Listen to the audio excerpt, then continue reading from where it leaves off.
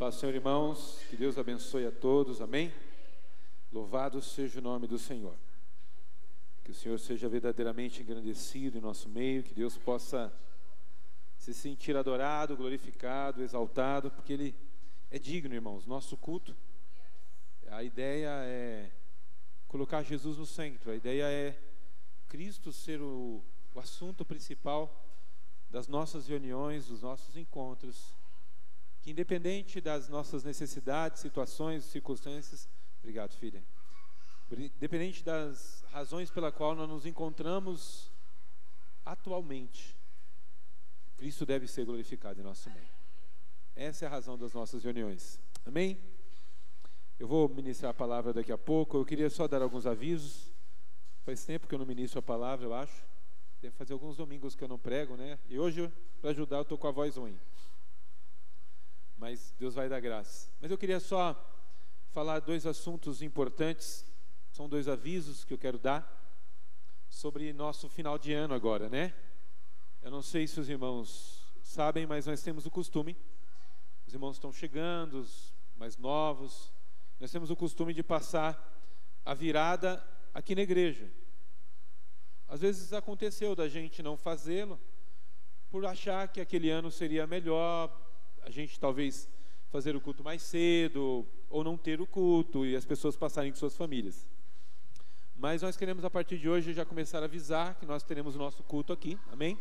Será no último dia do ano, né, no dia 31, nós realizaremos esse culto às 10 horas da noite, começamos ele às 10 horas, e como de costume, o nosso culto de final de ano ele é um culto de ação de graças.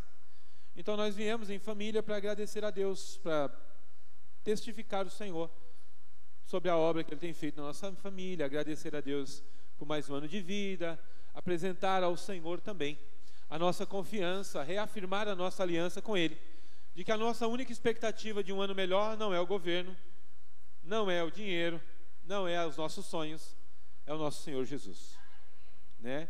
Então, nós vamos começar o nosso culto às 10 horas, como de costume, 5 minutos antes nós paramos, mesmo que esteja no meio da pregação, a gente para, a gente ora, e depois da meia-noite a gente volta, termina a pregação, ou então a gente encerra o culto, e vamos ter o nosso jantar, e aí depois os irmãos terão momentos de confraternização, e se desejarem, vão para suas casas, ou estar com seus familiares também. Mas eu ia fazer hoje, até falei na reunião aqui, tivemos uma reunião hoje de manhã, hoje à tarde, com os obreiros, de que eu ia perguntar às famílias que vão participar, mas eu estava pensando, vou fazer diferente. Irmãos, a maioria dos irmãos normalmente participa, então as famílias que não puderem, por motivo de viagem, pastor, eu tenho que passar com minha família, eu tenho que ir para a minha cidade, ver meus parentes, eu vou brincar com os irmãos, eu não fico magoado, não vou voltar aquela história, né? Nos procure, amém? Procure o pastor Ricardo, procure a diaconisa Vânia, procure a irmã Liliane, me procure, avise-nos, os irmãos que não vão participar, avise, só para a gente colocar menos água no feijão, o feijão ficar mais grossinho, tá bom? Só para a gente pôr menos água, e aí assim a gente pode comer um feijão mais gostoso. Mas se você vier, a gente coloca mais água no feijão e a gente põe mais tempero para o feijão ficar mais gostoso, não tem problema. Como a gente faz, pastor? Teve anos que a gente fez churrasco, teve anos que a gente trouxe um prato cada família, a gente ainda não decidiu, porque vai ser decidido de maneira democrática, no final é a Liliane que resolve, mas democraticamente a Liliane resolve, a gente vai ver isso depois, amém? Mas, pastor, não vou conseguir participar, nos procure. Os demais, deixa eu te dar um recado.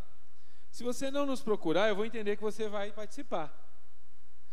E se eu entender que você vai participar, eu vou ligar para você se eu não estiver aqui. Eu vou dizer, meu irmão, onde é que você está que você não veio? Tá bom? Então, por favor. Eu ainda vou falar, você vem para cá que tem um prato de comida te esperando aqui, você tem que vir comer. Mas venha participar conosco, venha passar a virada conosco, orando com a sua família espiritual, família que Deus tem te colocado para fazer parte, amém? Pastor, nunca passei nenhum ano na igreja, sempre passo fora. Pois bem, veja, uma oportunidade de você passar com a igreja, saber como que é, Veja que coisa boa. Se você nunca fez isso, vem participar com a gente.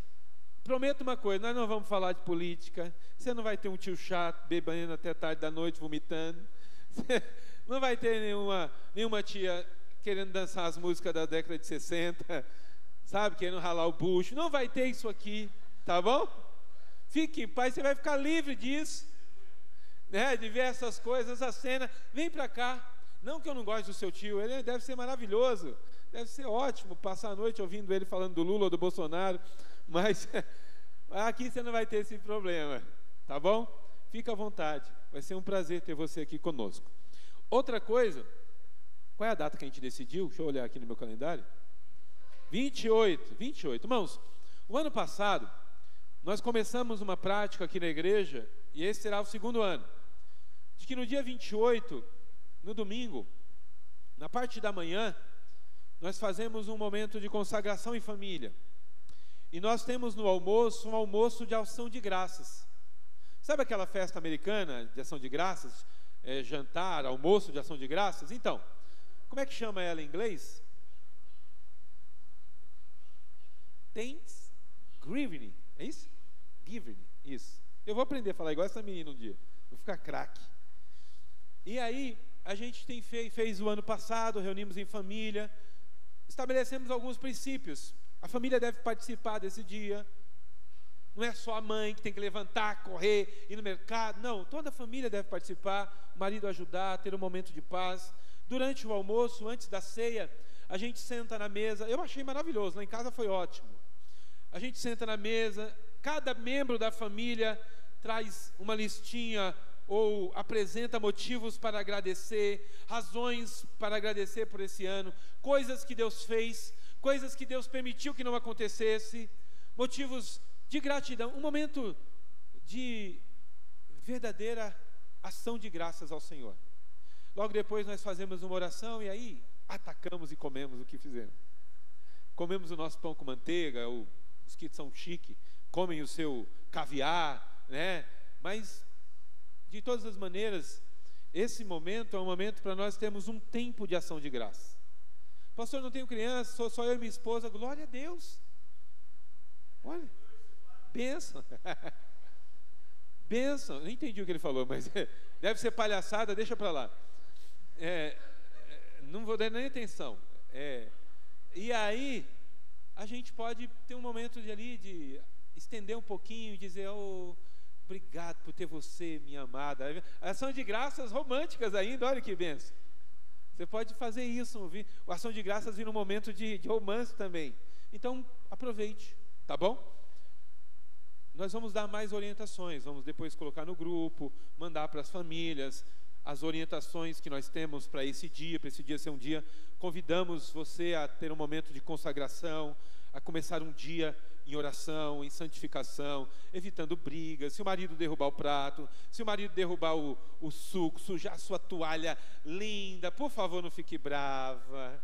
O dia de ação de graça. Maridos, vamos derrubar para ver se elas são crentes mesmo? Vamos derrubar para ver se são crentes. Vamos derrubar mesmo? Vamos quebrar aquela taça que ela ganhou da bisavó para ver se ela está crente mesmo? Vamos pegar o espaguete e fazer, ai, quebrei sem querer. Na hora que ela começar a gritar, lembra do que o pastor falou, é ação de graça, morde a língua. Vamos pensar nisso? Não, estou brincando, faz isso não, irmão, isso é pecado, hein? Olha, isso também, provocar o mal é pecado. Estou brincando. Mas eu quero te convidar a tentar instituir isso na sua família. Eu disse que se a igreja não fosse fazer mais como igreja, cancelar a escola dominical, ficarmos em casa para fazer isso, eu faria com a minha família, porque, irmãos, o ano passado foi uma grande bênção. E eu vi depois o pessoal postando nos grupos, fotos da mesa, eu tive depois feedback de algumas pessoas, foi um jantar maravilhoso. Pastor, não consigo fazer, por exemplo, a nossa irmã Regiane tem loja, às vezes, está no final de ano, aquela correria, pensando só em vender, porque ela é usurenta, só quer vender. Estou brincando. Liga para a mãe, fala: mãe, prepara as coisas aí, eu vou aí para a sua casa. Ou então faça à noite, como foi feito. E foi maravilhoso fazer à noite. Pastor, não consigo, porque eu tenho trabalho, irmãos, é a realidade de cada família. A igreja não está aqui para mudar a sua... Você precisa organizar, mas não deixe de fazer. Agradeça pelo marido, agradeça. Irmãos, faz o seu momento. Não pode fazer no almoço, faça na janta, mas que seja uma benção. Amém? Eu só não peço para evitar de fazer na janta, porque normalmente é no domingo e à noite tem culto. Se todo mundo for fazer na janta, quem é que vem para o culto? Só eu. Então, evite, mas eu compreendo as suas dificuldades, se for necessário. Amém? São esses os avisos. Irmãos, orem para que nosso final de ano seja bendito. Vamos orar para que Deus nos dê um ano de vitória. Já vamos começar com o nosso coração agradecido. Até aqui nos sustentou o Senhor. Ebenezer, até aqui o Senhor tem estado conosco. Em todas as coisas o Senhor tem sido mais que vencedor nas nossas vidas. Muitas vezes nós não fomos mais que vencedores, mas Cristo foi vencedor. E isso é maravilhoso. E nisso eu quero louvar o nome do Senhor. Amém? Pensa nisso. Louvado seja o nome do Senhor. Vamos abrir Filipenses 3.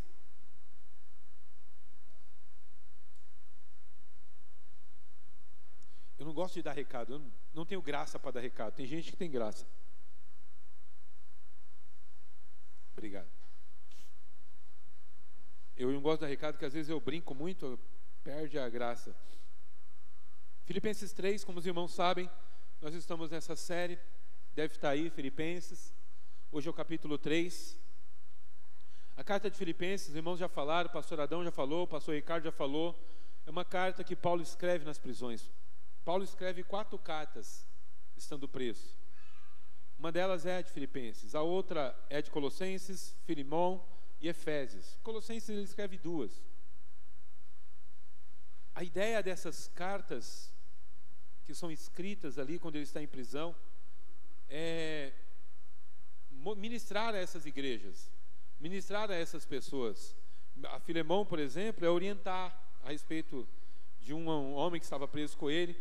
Mas em Filipenses, conhecida como a carta da alegria, a carta da felicidade, é espantoso imaginar que alguém possa escrever a carta da felicidade na Bíblia no dia que está preso. Imagina, de manhã o guarda te chama e diz assim: Paulo, o carrasco está te chamando para te dar umas chibatadas. Aí vai lá e bate nele. À tarde ele vai escrever a carta: alegrai-vos. Irmãos, já pensou um negócio desse? No outro dia, o carrasco chama ele de novo. Chibatada, chibatada, chibatada, chibatada. E aí nós vamos ler o versículo que diz assim: finalmente, irmãos meus, regozijai-vos no Senhor, depois de ter tomado algumas chibatadas. E veja, as chibatadas que eu estou falando são leves, normalmente não eram chibatadas, eram torturas piores.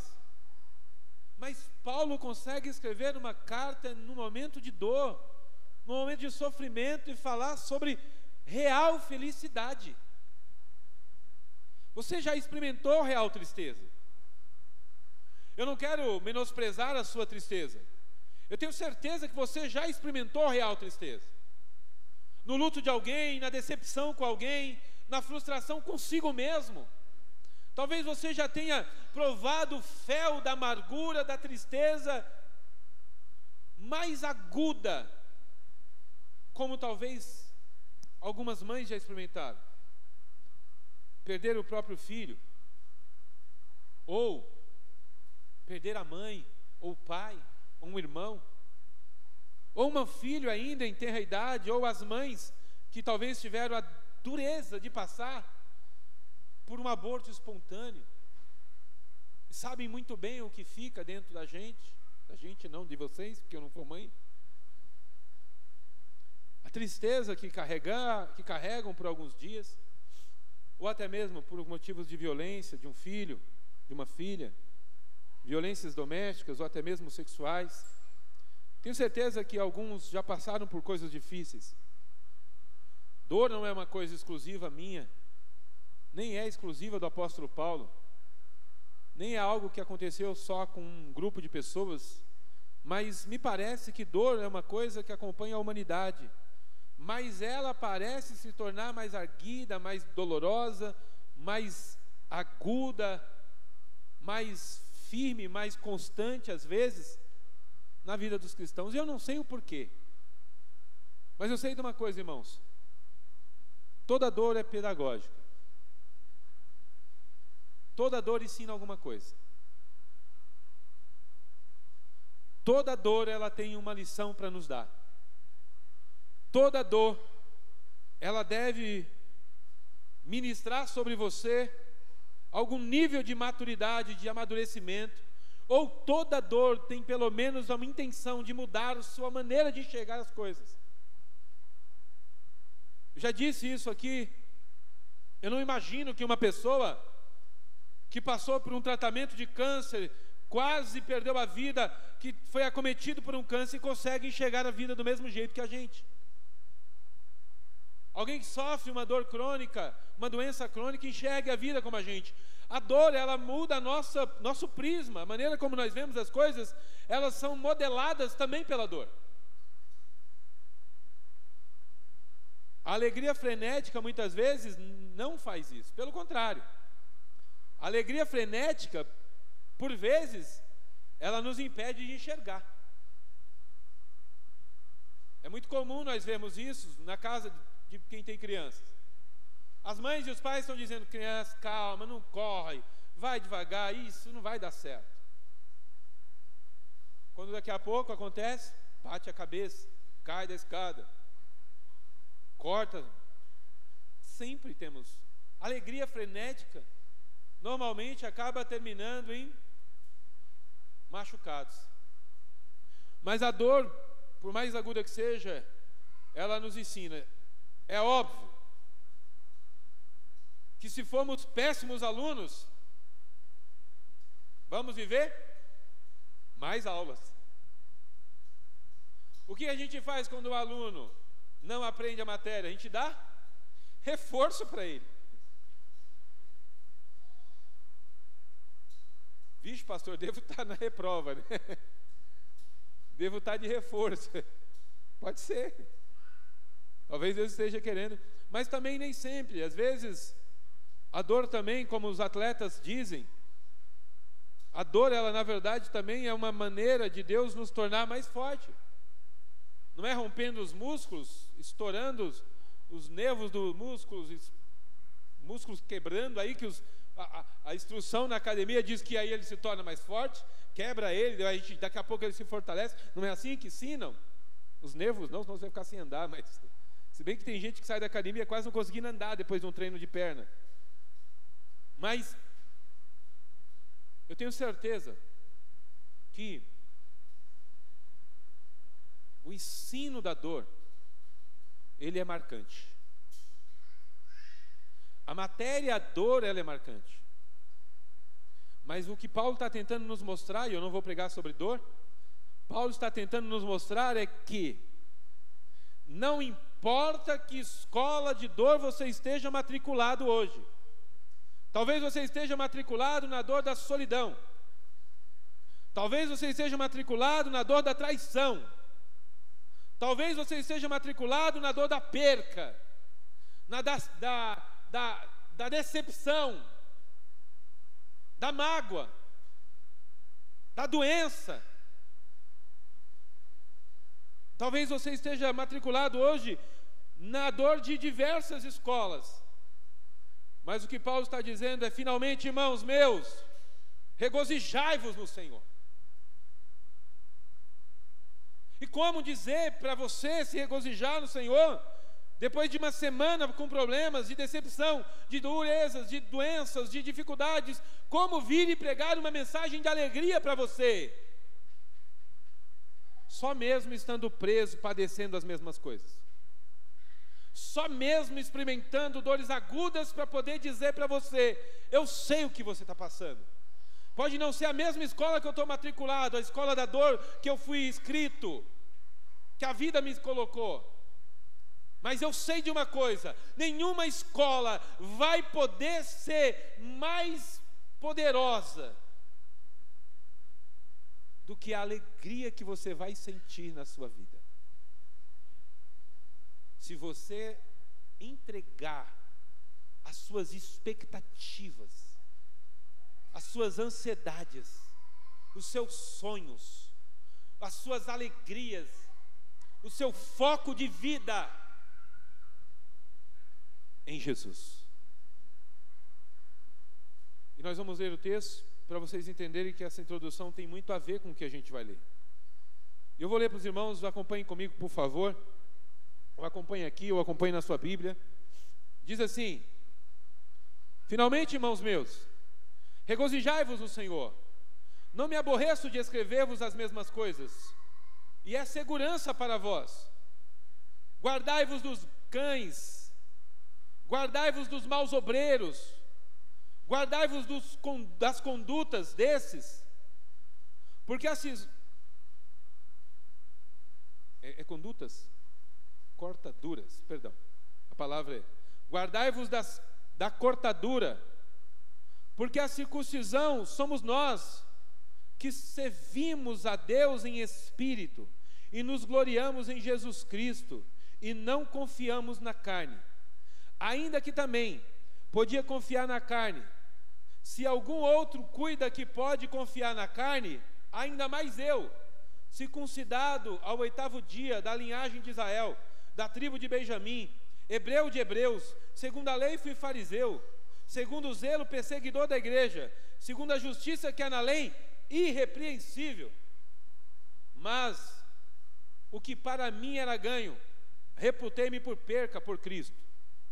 E na verdade, também por perca todas as coisas, pela excelência do conhecimento de Jesus Cristo, meu Senhor, pelo qual sofri a perca de todas as coisas, e as considero como escória, para que possa ganhar a Cristo, e seja achado nele, não tendo minha justiça, que vem da lei, não tendo a minha justiça que vem da lei, mas a que vem pela fé em Cristo, a saber, a justiça que vem de Deus pela fé, para conhecê-lo, e o poder da sua ressurreição, e a comunicação das suas aflições, segundo o feito, conforme a sua morte, para ver se de alguma maneira eu possa chegar à ressurreição dos mortos, não que já tenha alcançado, ou que já seja perfeito, mas prossigo para alcançar aquilo para que fui chamado, preso por Jesus Cristo. Irmãos, quanto a mim, não julgo que haja alcançado, mas uma coisa eu faço, é que esquecendo-me das coisas que para trás ficam, eu avanço para as que estão diante de mim, prossigo para o alvo, pelo prêmio da soberana vocação de Deus em Cristo Jesus. Por isso, todos quantos já somos perfeitos, sintamos o mesmo, e se sentis alguma coisa diferente, de outra maneira, também Cristo vos revelará. Mas naquilo que já chegamos, andemos segundo a mesma regra, e sintamos a mesma coisa. Sede também meus imitadores, irmãos, e tende cuidado segundo o exemplo que tende em nós, pelo que assim andam. Porque muitos há, dos quais muitas vezes vos disse, e agora também digo chorando, que são inimigos da cruz de Cristo, cujo fim é a perdição, cujo Deus é o ventre, cuja glória é para a confusão deles, que só pensam nas coisas terrenas, mas a nossa cidade está nos céus, de onde também esperamos o Salvador, o Senhor Jesus Cristo, que transformará o nosso corpo abatido, para ser conforme o seu corpo glorioso, segundo a eficácia do poder de sujeitar também em si todas as coisas. Que texto maravilhoso! Pensar que a pessoa apanhou antes de escrever isso. Que coisa maravilhosa. Filipenses 3 é sem dúvida uma das partes da Bíblia que mais toca ao meu coração. Até porque ele faz um convite. Imagina que você estava empenhado em um projeto de vida, dedicado, gastando sua vida, sua atenção, sua emoção, sua saúde, seu dinheiro, e de repente isso se esvai pelo ralo, como alguém derruba, ou alguém estraga, como alguém joga sal no seu suco de manga, e você tem que jogar no lixo, você perde tudo. Mas você queria beber, mas de repente você trabalhou, você fez, você cuidou, seu foco era beber aquele suco, aí a pessoa vai e joga sal, e aí você fica ali agora, fica intragável. Eu estou contando isso porque hoje aconteceu isso, irmãos. Alguém estragou o nosso suco jogando sal nele. Aí quando isso acontece, como é que a gente fica? A gente fica dizendo, e agora? O que bebe? Se tiver coca, a gente bebe, mas se não tiver coca, bebe o quê? Não tem nada para beber, bebe água. A gente fica vazio, sem sentido. Às vezes, as dores, as situações fazem isso, mas é graças a texto como esse daqui, que numa situação, se você se encontrar assim, em um momento como esse na sua vida, e você abrir Filipenses 4 e ler aqui, por isso, uma coisa eu faço, é que me esquecendo das coisas que para trás fico, olhando para as coisas que aconteceu e olhando, vou usar o ditado popular, para o leite derramado, não tem mais como resolver, não dá para salvar o suco de uva, de manga. O que eu faço? Eu olho para frente, eu olho para Jesus, eu penso em Jesus, eu foco em Jesus. Eu não sei mais o que eu faço da minha vida, pastor. Eu perdi tudo, tudo era meu sonho, era esse. Meu sonho se foi, e aí não acabou não. Jesus continua sendo o mesmo. Porque a Bíblia manda a gente olhar para Jesus. Não importa. Não no sentido de que eu estou desprezando a sua dor, longe de mim isso. Eu acabei de falar, abri a pregação com uma introdução falando de dor. Não, meu irmão, sua dor ela é valiosa, ela é educacional, ela é pedagógica, ela é uma academia de fortalecimento do seu caráter, do seu espírito. Ela te deixa mais forte, ela deixa a sua alma mais resiliente, ela deixa seu espírito mais enrijecido. Mas ela não é o fim. A dor não tem fim em si mesmo. A razão das dores não é o fim de apenas te exortar. O ensinamento bíblico é que o pai exorta o filho que ama. O final é mostrar amor. Como, pastor, eu posso enxergar amor em tudo isso que eu estou passando? Uma coisa eu faço, é que me esquecendo das coisas que para trás fico, prossigo para o alvo. É não perder Jesus de vista, irmãos. As pessoas que se perdem na dor, na mágoa e na decepção, elas só se ficam assim rodeando como um cachorro tentando morder o próprio rabo, a vida inteira tentando pegar, porque não conseguem achar sentido na vida, porque não olham para cima. O salmista deixou claro para nós: eleva os meus olhos para o monte, de onde me virá o meu socorro vem do Senhor, que fez os céus e a terra. O jargão é cansativo, é repetitivo, pode até ser maçante falar, mas já disseram várias vezes e vale repetir: do fundo do poço, o único lugar que você consegue olhar é para cima. Quando Deus mandou Noé fazer a arca, dentre todos os lugares onde ele poderia fazer uma janela, porque apesar da água ter inundado o mundo inteiro, ele não fez janelas laterais. Ele fez janelas para cima. O pastor não sabia disso. Estude sobre a arca. A arca tinha uma porta para entrar e a mesma porta para sair, mas ela tinha uma janela para você nunca perder os olhos de quem está guardando você. Talvez você pense assim: Noé estava trancado na arca. Não. Trancados estavam os homens debaixo do mar do juízo. Noé tinha uma janela entre o céu e ele, Deus e ele. Noé podia falar com Deus. E nós podemos, irmãos, estar cercados por dores e doenças e problemas e dificuldades, mas todavia nós temos Jesus. Isso é maravilhoso. O livro, o capítulo 3, ele se divide em algumas coisas.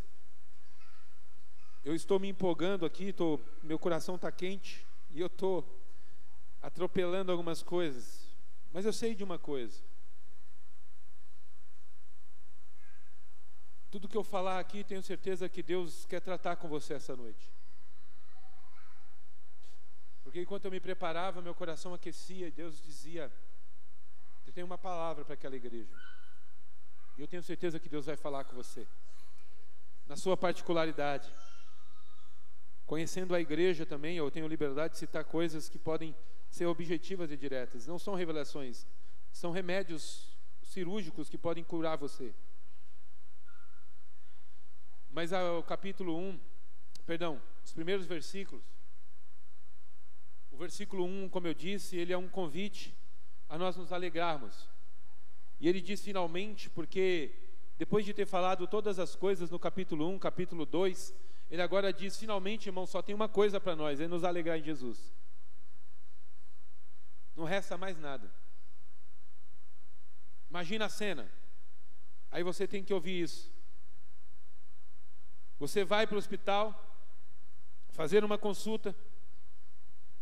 Você chega lá, descobre que tem uns nódulos no corpo. O médico manda fazer os exames. Você vai e faz os exames. Marca um dia para voltar. Você vai para o médico, leva seus exames.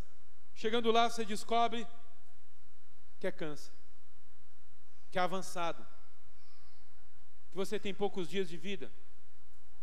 O pastor Herbert agora morreu há poucos dias. Um pastor abençoado, cujo eu acompanhava por conta da sua dinâmica com jovens.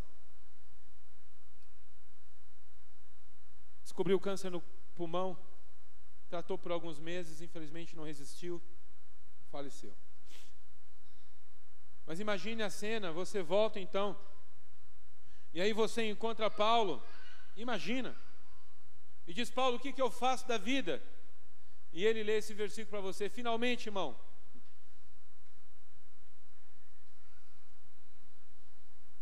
regozijai-vos no Senhor. Não, Paulo, você não entendeu. Agora o que me resta fazer? Não foi mais nada. Eu só tenho mais 3, 6, 1 ano de vida. Foi isso que o médico falou. E ele vai voltar e dizer para você: finalmente, meu irmão, regozijai-vos no Senhor. O que me resta, pastor, diante disso? Ter alegria no Senhor. O versículo 1, ele é um convite a isso, a entender que te resta ainda Jesus. E se é Jesus que te resta, deixa eu te falar uma coisa: não é resto, sobrou tudo. Se o médico disser para você: o que te resta agora é orar e pedir por um milagre, ora, te restou tudo. Se o que te resta é uma última consulta, ora, restou tudo. Porque Jesus é tudo. Jesus é maior que a vida.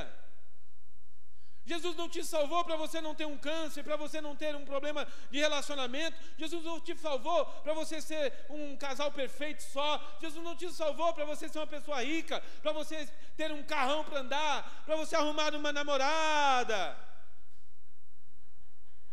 Tem gente que sabe o que eu estou falando. Jesus não te salvou só para isso.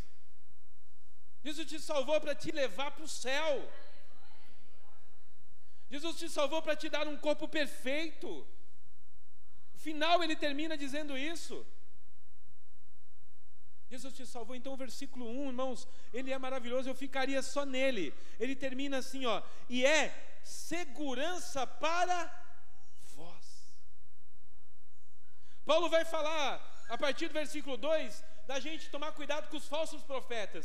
Mas antes de falar dos falsos profetas, é como se Paulo tivesse pego uma cadeira, colocado em um lugar para você sentar, falado para você assim, ó, senta. Vou te falar uma coisa. Está passando por problemas, né? Senta. Você está seguro. Você está seguro. Qual é a chance de eu cair dessa cadeira? Nenhuma, eu estou seguro. Jesus é segurança para vós. Jesus é a maior segurança que nós temos. Ele é a rocha inabalável, Ele é o esconderijo secreto, Ele é a sombra do onipotente que o Filipe orou, Ele é a sombra que nos guarda, Ele é o que nos protege de dia, das investidas do diabo, de toda a mortandade que assola o meio-dia. Ele é o guarda de Israel. Ele é segurança para você, Ele é segurança para mim. De quem que você está falando, pastor? Jesus. O seu Jesus, o meu Jesus, o nosso Jesus, o único, santo Filho de Deus. Mas, pastor, depois do ele vai dar uma bela exortação, falando para a gente tomar cuidado. Sim, irmãos, veja, não é de agora que nós temos falsos profetas.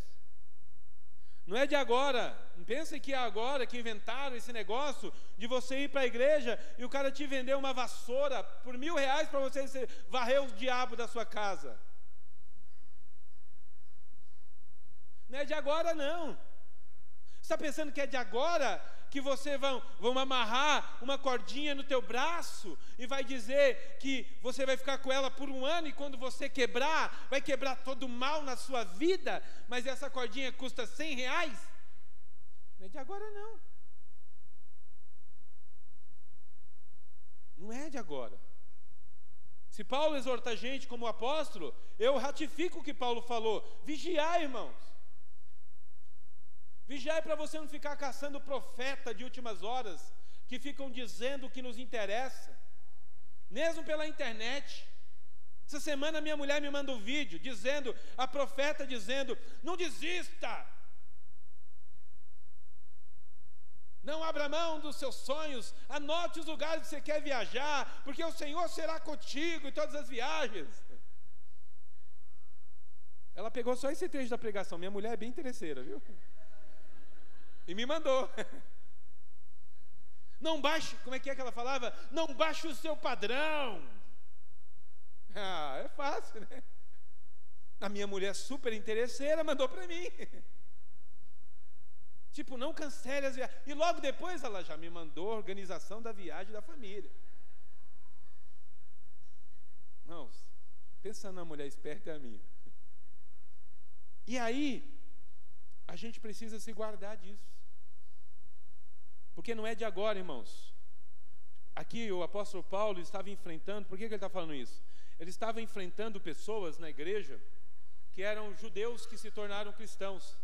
Mas eles acreditavam que para você ser cristão verdadeiro, você não podia abrir mão da lei. Ou seja, tinha que praticar, guardar o sábado, tinha que praticar, se abster das comidas erradas, porco, essas coisas, tinha que praticar a circuncisão, que era aquela cirurgia que é feita hoje, a gente chama de cirurgia de fimose, né, nos meninos, que só se tornava cristão verdadeiro quem fazia isso.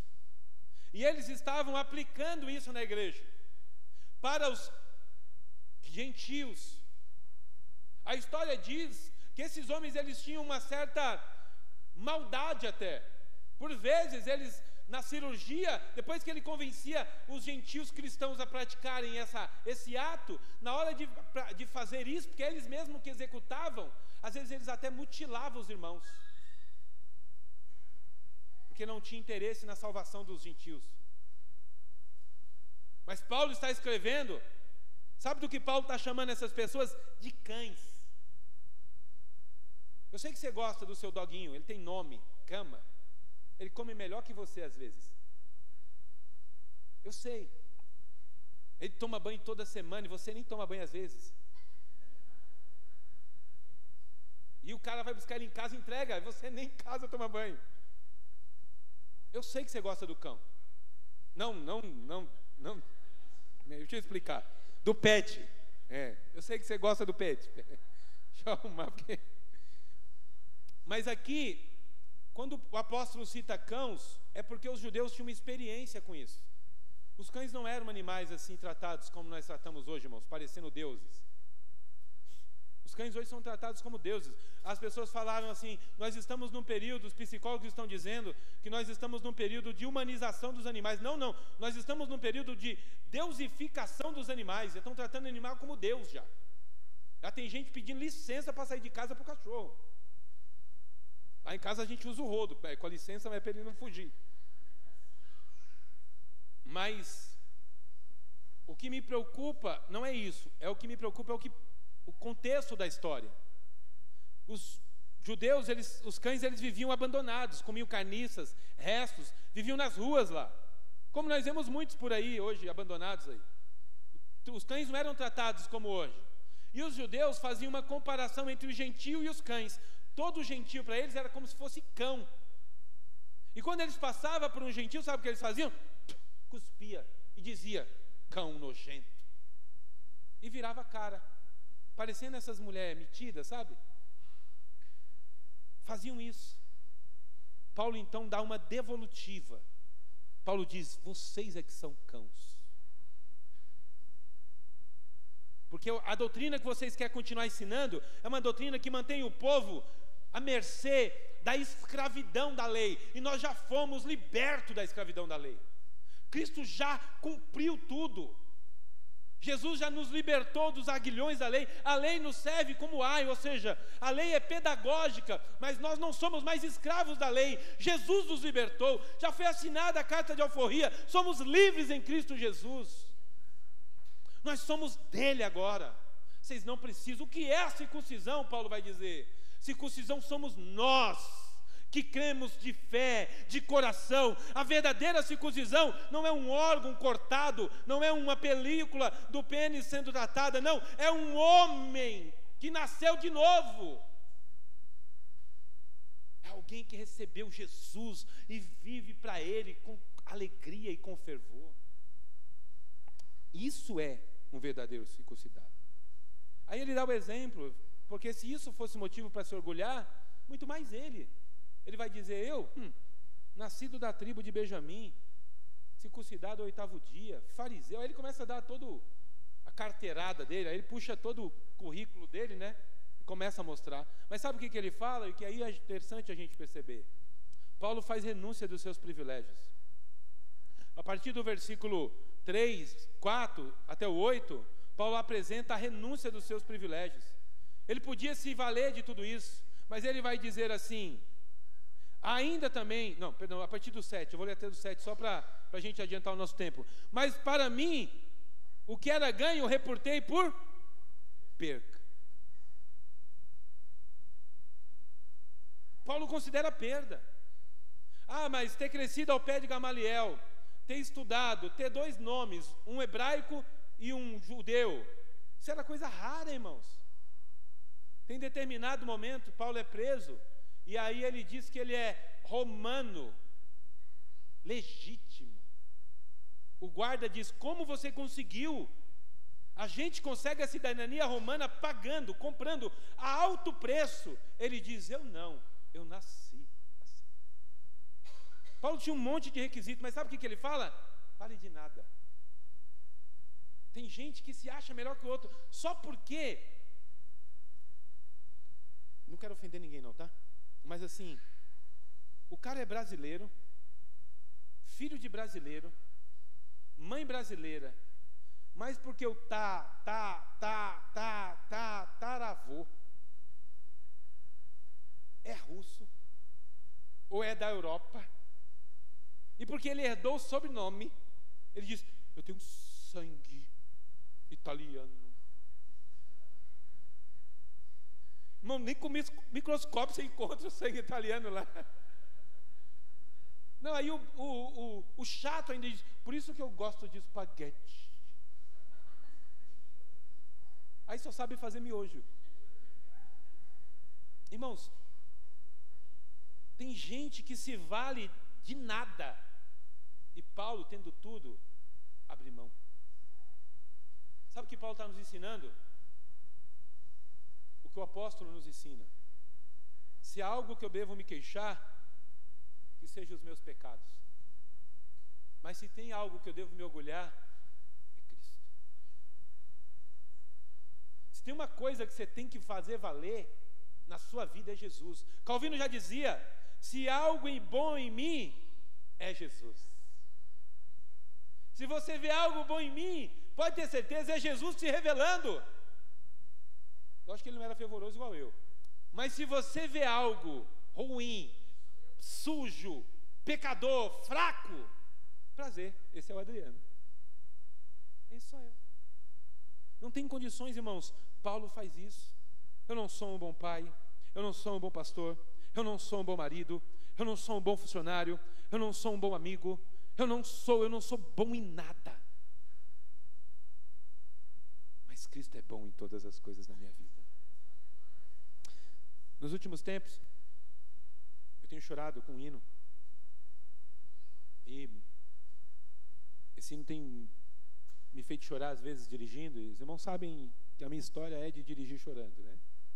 Eu não tenho problemas. Houve uma época em que a igreja foi conhecida como Igreja dos Olhos Secos, porque as pessoas não choravam, mas esse não é o meu problema. Tem um irmão que acompanha a internet, eu não vou falar o nome dele, mas ele fala que eu sou o pastor pipipipi. Você não pode dar ousadia para amigo, né?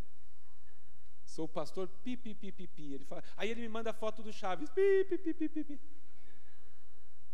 Porque qualquer coisa eu choro.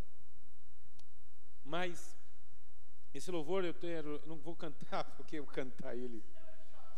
Não, senão você chora. Se eu cantar, vocês choram. Mas eu quero ler a letra dele. Ele diz assim: eu não sei o que ele viu em mim, eu não me entendo porque me amou assim. Eu não sou o que eu devia ser, mesmo assim ele me abraçou. Sou pequeno e ele tão grande é. Eu sou falho e ele é fiel. O que eu mereci, o que eu deveria era morrer, mas ele me prometeu o céu. Eu só quero adorar, por isso estou aqui.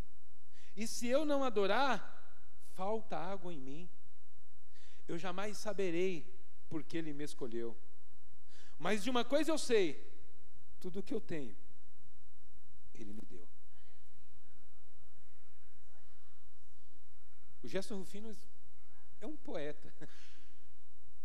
Esse hino me fez chorar essa semana. Irmãos, eu não tenho dúvida, eu não mereço. E o apóstolo Paulo sabia disso. E sabendo disso, o apóstolo Paulo abre mão dos seus privilégios. E de tal maneira que ele deixa claro que mesmo tendo toda uma herança, todo um nome, todo um know-how, eu vou brincar, todo um pedigree, ele ainda assim se considera nada. E ele vai dizer aqui: e na verdade tenho também por perda todas as coisas, pela excelência do conhecimento de Jesus Cristo, meu Senhor, pelo qual sofri a perca de todas essas coisas, e as considero como escória, para que possa ganhar a Cristo. Considerar todas as coisas. Irmãos, não pense que Paulo está falando de jogatina. Não pense que Paulo está falando de beber cerveja com os amigos no boteco. Não pense que Paulo está falando de um bilharzinho. Não pense que Paulo está falando de pornografia. Paulo não está falando dessas coisas. Paulo está falando de coisas justas. O menino do 2 dedos de prova de teologia, o Tiago Martins, gravou um vídeo rápido essa semana falando de coisas que ele gosta no meio pentecostal. Eu achei maravilhoso. Maravilhoso. De uma criatividade maravilhosa. E uma das coisas é que ele fala da reverência dos carismáticos, dos pentecostais. Eu sei de uma coisa, irmãos: nós precisamos começar a reputar coisas como perca. por causa do conhecimento de Cristo. Preste atenção. Por anos a igreja impôs sobre as pessoas mudanças. Não pode isso, não pode aquilo, porque tem que ser tal aqui, mulher ali, roupa assim, blá blá blá. Irmãos, o que Paulo transformou em perca foi graças ao conhecimento de Cristo. É a revelação que faz você abrir mão. Ah, pastor, mas eu usava isso, não uso mais. Não porque o pastor falou, não é a igreja que impôs, é Cristo revelando-se para você. É Cristo sendo gerado em você. E quando Cristo é gerado em nós, não cabe algumas coisas. Ah, mas pastor, eu cresci assim, eu namoro assim, namoro desse jeito. Na minha família é assim, a gente namora assim, menino vai para o quarto da menina, e eles dormem e acontecem coisas. Irmãos, se Cristo não gerar em você que isso é pecado, eu dizer não vai mudar nada. A igreja dizer, não que a igreja não tenha que falar, não vai mudar nada. É Jesus que precisa convencer, e é por causa do conhecimento, da excelência do conhecimento de Cristo, que você tem que rejeitar todas as coisas. Aqui, Paulo manifesta o desejo de conhecer a Cristo, irmãos. Um dos pontos importantes aqui é que Paulo vai falar assim, o versículo 10, se você puder prestar atenção nele. Para conhecê-lo, e o poder da sua ressurreição, e a comunicação das suas aflições, sentindo feito conforme a sua morte. Paulo está nos convidando a conhecer a Cristo. É um desejo do apóstolo Paulo escrever aos filipenses para que eles possam conhecer a Cristo. E nessa corrida cristã que ele vai apresentar aqui, qual é a nossa corrida cristã? É ir buscando a conhecer Jesus, é não errar o alvo, é apontar para Cristo, é não olhar o pastor, não olhar a irmã, não olhar o casamento dos outros, não olhar a vida dos outros, não é cuidar da vida dos outros, é cuidar da sua, irmão, para que você não erre o alvo. Sabe que, obrigado, princesa, que Deus te abençoe. A palavra mais importante para nós tomarmos cuidado na Bíblia é pecado. O pecado, ele é uma gangrena, ele mata, ele acaba com propósito, ele destrói famílias, ele não deixa você ser feliz, ele acaba com relacionamentos, ele acaba com casamentos, ele acaba com um monte de coisa. O pecado, ele faz um monte de coisa, ele acaba com a igreja. Não a igreja de Cristo, eu digo igreja local, às vezes acaba por causa do pecado. Mas uma coisa eu sei, se tem uma coisa que contrapõe o pecado, é o sangue de Jesus.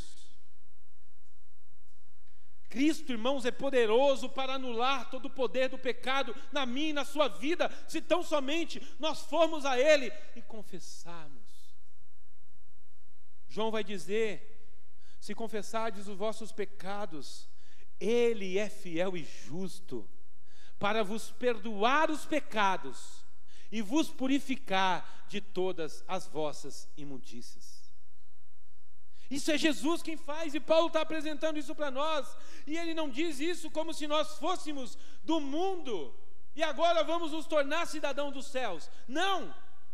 Se você prestar atenção no final, ele termina fechando com a ideia de que nós já somos cidadão dos céus.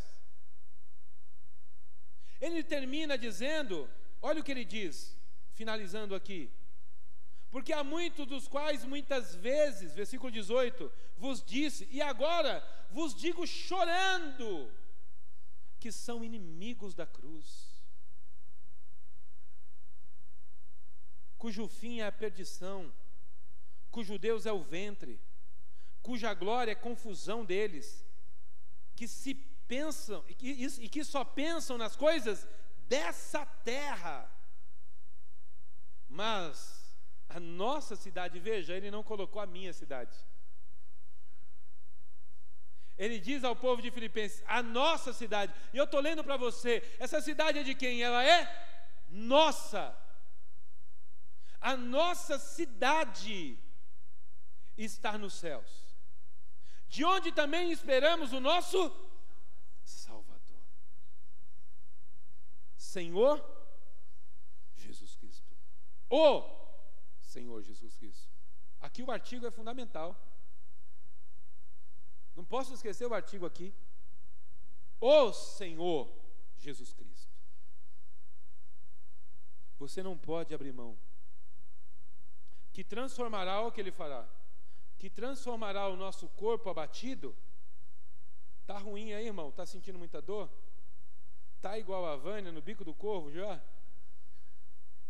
A Vânia hoje tá aqui. Tá quase se estendeu o braço assim para dar glória, Deus puxa. Bichinha tá ruim hoje, tadinha. Mas a nossa cidade está no céu, de onde também esperamos que transformará o nosso corpo abatido para ser conforme o seu corpo. Que coisa maravilhosa. Jesus tem um corpo novo para você. Jesus tem um corpo sem dor para você, sem câncer para você. Jesus tem um corpo com os rins funcionando para você. Jesus tem um corpo com todos os seus organismos perfeito para você. Porque Ele tem um corpo qualquer, não, Ele quer dar um corpo para você semelhante ao dele. Que coisa! Veja, não é semelhante ao dos anjos, não é semelhante ao de Miguel, de Rafael, de Joel. Esses caras nem existem, tá? É que o pessoal inventa aí. Mas é um corpo semelhante ao do nosso Senhor. Irmãos, eu não vejo a hora de ver Ele. E eu quero receber esse corpo. Por isso, uma coisa eu faço. É que se está doendo, está ruim, está difícil, estou passando por dores, estou sofrendo algum problema, eu vou fazer um negócio. Eu vou continuar olhando para o meu Salvador. Esse é o nosso foco. É disso que o capítulo 3 de Filipenses fala. Esse é o assunto do meio do capítulo. Essa é a razão pela qual ele escreve no capítulo 3, para convencer a gente de que as coisas externas não são o nosso foco, mas Cristo é o alvo de todas as coisas. Por causa dele, por ele e nele nós movemos. Ele é o centro de todas as coisas. Eu quero convidar você a confiar nisso. Amém?